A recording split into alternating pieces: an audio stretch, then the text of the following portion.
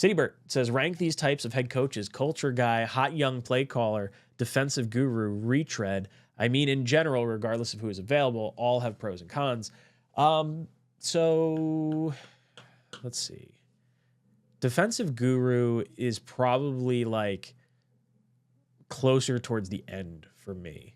And I think it's cyclical too. Like, I think when you have a culture guy, that was sort of what like Robert Saleh was brought in here to like fix with the Adam Gase stuff, but he was also the defensive guru. Like, those two things are sort of married. So now that we've gone that route, I think we're probably going towards either the retread route or I guess a culture guy, because it depends how bad the inside of that locker room is. If the culture is as bad as like Woody Johnson and like the fan base feels like it might be, then culture is going to be put ahead pretty high up there with retread.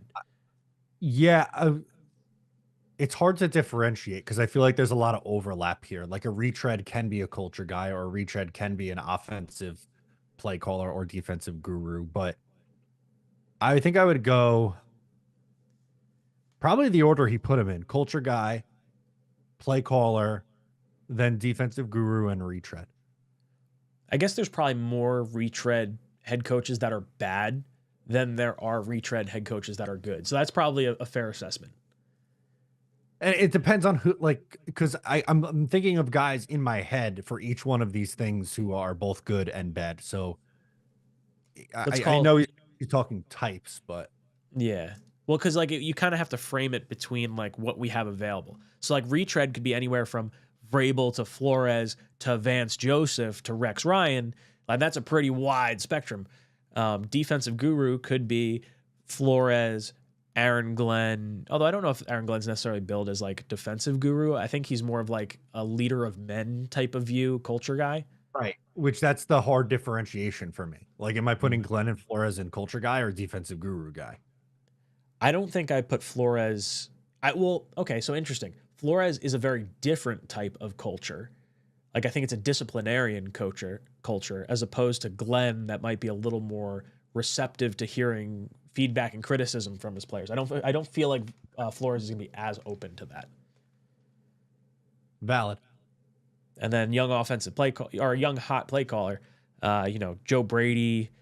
I don't really love like Slowick, mainly because the Jets have like took them to church the last like 2 seasons. Granted, they have injuries at wide receiver. Did we interview Slowick? I know we requested an interview. I don't know if we actually like. Not yet. Oh, they're still in the playoffs. Yeah. I don't know. Any shot you think, like when Tannenbaum says this isn't going to be over for a few weeks, any shot we're like actually looking at Joe Brady as our next coach?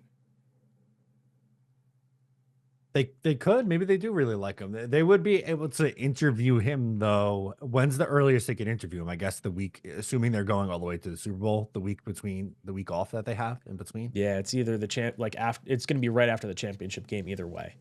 Yeah, but that would be, yeah, I think you're right. But I think we'd get like, hey, the Jets are hiring this guy without it may being official. You know what I mean? Like, I think the whole world will kind of know if, the Bills are in the Super Bowl. They'll know if Joe Brady's got a job or not. Do you think that? So I think we probably agree. We probably hear GM first. Do you think the GM hire is going to tip our hand on who the offense or like who the head coach is going to be? Depends on who it is. Grigson, I feel like, is a total like tip of the cards. Yeah, that feels like it is, but I'm not buying, or maybe it's just me hoping because I don't like Grigson, but the comments that Rich Cimini made on both ESPN yesterday and then on the podcast with Will Parkinson, he was essentially saying that he doesn't think that Brian Flores is married to Ryan Grigson, and then said it would be a surprise if the Jets hired Grigson. That made me feel a little bit less tense about the situation.